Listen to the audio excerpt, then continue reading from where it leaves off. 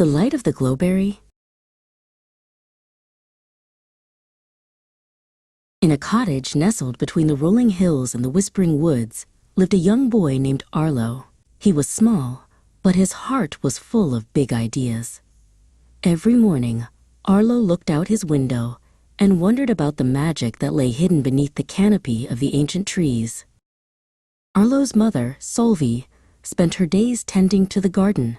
She grew flowers that smelled like honey and herbs that cured every scraped knee. "The woods are beautiful, Arlo," she told him, "but remember that the greatest magic is the kind you carry home with you." Arlo watched her work and decided he wanted to find a gift as special as her garden. Arlo went to his father, Torin, who was a woodworker. Torin's hands were strong and smelled of cedar. He reached into his workshop and pulled out a sturdy stick, polished smooth. "Take this, Arlo," Torin said.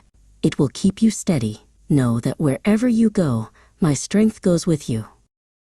With his walking stick in hand and his mother's words in his heart, Arlo stepped into the whispering woods. The ferns were taller than his head, and the air was cool and damp. He felt like a tiny explorer in a giant's kingdom, his boots crunching softly on the fallen leaves. As the sun began to dip below the horizon, the woods grew shadowy.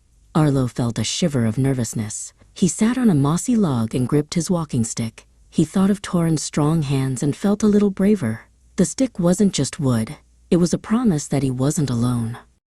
The wind whistled through the branches, sounding almost like a song. Arlo pulled a small sun-patterned handkerchief from his pocket, a gift from Solvi.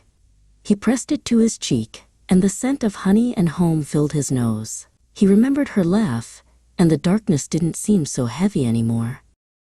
Suddenly, he saw it, the fabled glowberry, high on a silver vine. It shone with a soft, golden light.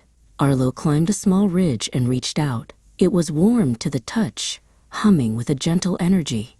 He carefully picked the berry, knowing it was the perfect light to bring home. On his way back, the path was slippery with dew. Arlo tumbled over a hidden root, dropping his stick.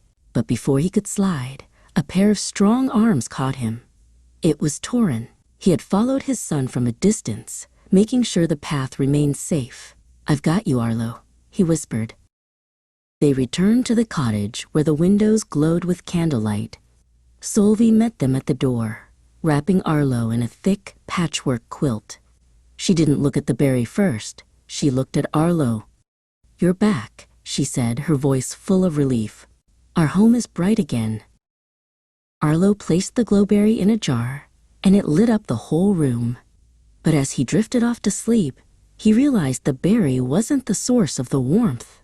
It was the way Torin and Solvi stood together by his bed, their love a constant, invisible light that would always guide him home.